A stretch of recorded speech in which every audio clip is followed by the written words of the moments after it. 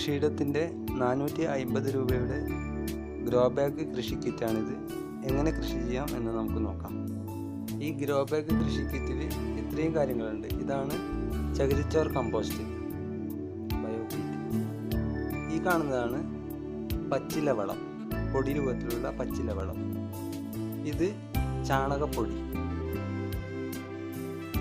ഇതാണ് ജൈവവളം, ഒരുപാട് മൂലകങ്ങൾ അടങ്ങിയ ജൈവവളം.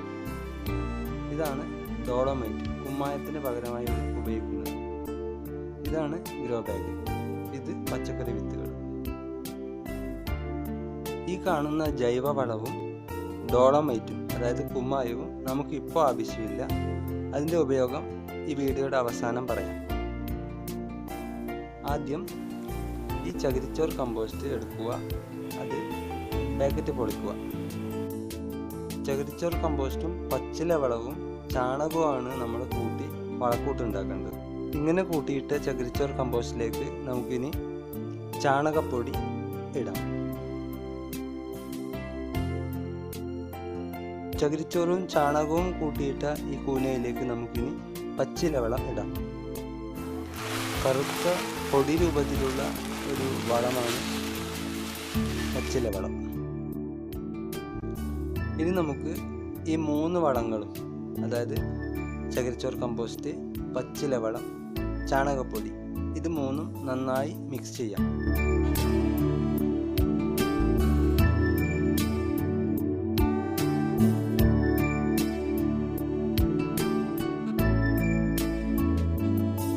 നന്നായി കൂട്ടിക്കലർത്തി കഴിഞ്ഞാൽ നമുക്കിനി അതൊരു സ്ക്വയർ രൂപത്തിൽ അതിനെ പരത്താം. അതായത് 6 ഗ്രോ ബാഗിലേക്ക് തുല്യ രീതിയിൽ ഭാഗിക്കാൻ വേണ്ടിയിട്ടാണ് ഈ രീതിയിൽ സ്ക്വയർ രൂപത്തിൽ അതിനെ പരത്തുന്നത്.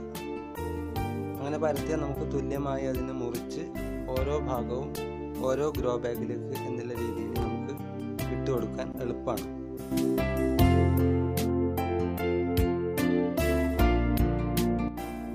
ഇപ്പോൾ നമുക്ക് കാണാം ആ ഒരു വളക്കൂട്ട് ഒരു സ്ക്വയർ രൂപത്തിലേക്ക് മാറ്റിയിട്ടുണ്ട്. ഇനി നമുക്കതിനെ തുല്യമായ 6 ഭാഗങ്ങളാക്കി മാറ്റാം. അതിനായി ഈ രീതിയിൽ വീഡിയോയിൽ കാണുന്നത് പോലെ ചെയ്യുക.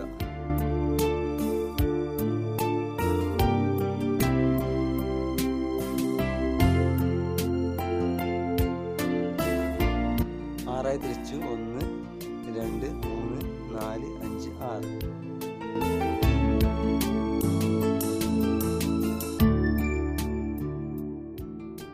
ഇനി നമുക്ക് ഗ്രോ ബാഗിലേക്കുള്ള മേൽമണ്ണാണ് വേണ്ടത്.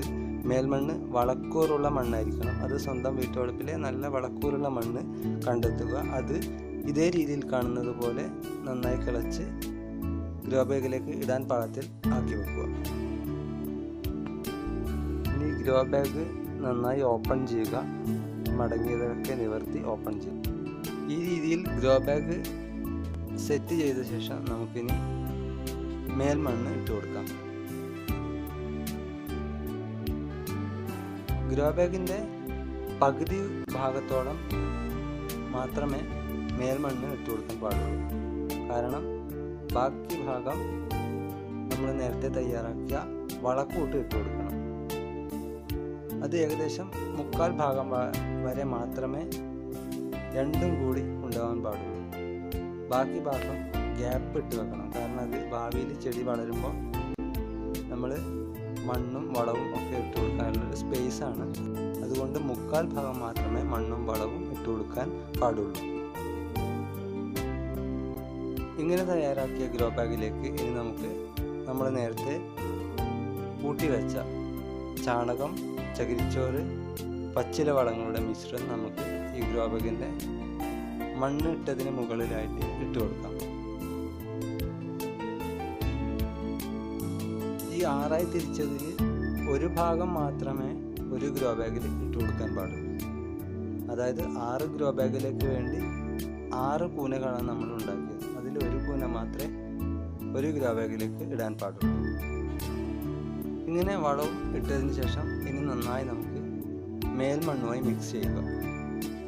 2 രീതിയിൽ ചെയ്യാം. ഒന്ന് ഗ്രോ ബാഗിൻ്റെ ഉള്ളിൽ വെച്ച് തന്നെ ഇങ്ങനെ മിക്സ് ചെയ്യാം, അല്ലെങ്കിൽ ആ മണ്ണ് ഓരോ കൂനയിലിട്ട് നന്നായി മിക്സ് ചെയ്ത ശേഷം വീണ്ടും ഗ്രോ ബാഗിലേക്ക് നിറച്ചാലും മതി.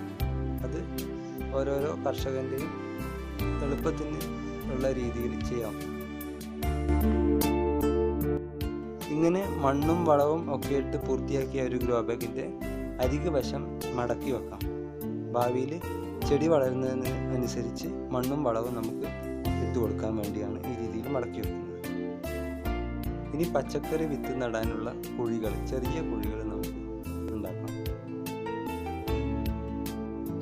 ഇനി പച്ചക്കറി വിത്ത് നമുക്ക് ഓരോന്നായി ഓരോ കുഴികളിലിട്ട് മൂടാം.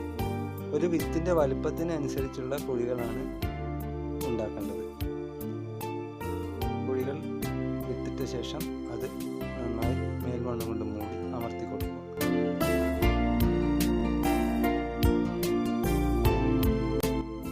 ഈ കുമ്മായവും ഇതിൽ കാണുന്ന ഈ ജൈവവളവും ഭാവിയിലാണ് ഉപയോഗിക്കേണ്ടത്. അതിൻ്റെ ഉപയോഗ രീതി, ഇതിൽ കാണുന്ന ഈ ജൈവവളം വിത്തിട്ട് 1 മാസം കഴിഞ്ഞും പൂക്കുന്ന സമയത്തിനും ആണ് ഇട്ട് കൊടുക്കേണ്ടത്. ഓരോ ഗ്രോ ബാഗിലും 100 ഗ്രാം വീതം 2 പ്രാവശ്യം. ഈ കാണുന്ന കുമ്മായം ജൈവവളമോ അല്ലെങ്കിൽ രാസവളമോ ഇടുന്നതിന് 15 ദിവസം മുമ്പ് ആണ് ഇട്ട് കൊടുക്കേണ്ടത്. ഗ്രോ ബാഗിൻ്റെ അരികു വശത്ത് മാത്രം. നല്ല വെയിൽ കിട്ടുന്ന സ്ഥലത്താണ് ഗ്രോ ബാഗ് സെറ്റ് ചെയ്യേണ്ടത്. 2 ദിവസത്തിൽ ഒരിക്കലെങ്കിലും ഗ്രോ ബാഗിൽ വെള്ളം നനച്ചു കൊടുക്കണം. ഒരുപാട് വെള്ളം ആവശ്യമില്ല. ഒരു ഈർപ്പം ഉണ്ടാകുന്ന രീതിയിലുള്ള ജലസേചനം മതി. കുമ്മായവും ജൈവവളങ്ങളോ അല്ലെങ്കിൽ രാസവളങ്ങളോ ഒരിക്കലും ഒരുമിച്ച് ഇടാൻ പാടില്ല. കുമ്മായം വളങ്ങൾ ഇടുന്നതിന് മുമ്പ് 15 ദിവസം മുൻപ് മാത്രമേ ഇട്ട് കൊടുക്കാൻ പാടുള്ളൂ. ആ ഒരു കാലയളവ് എന്തായാലും കീപ്പ് ചെയ്യണം. എന്നാലേ വളത്തിന് ഗുണമേന്മ ഉണ്ടാവുകയുള്ളൂ. ഇല്ലെങ്കിൽ വളത്തിൻ്റെ ആ ഒരു ഗുണം നഷ്ടപ്പെട്ടു പോകും.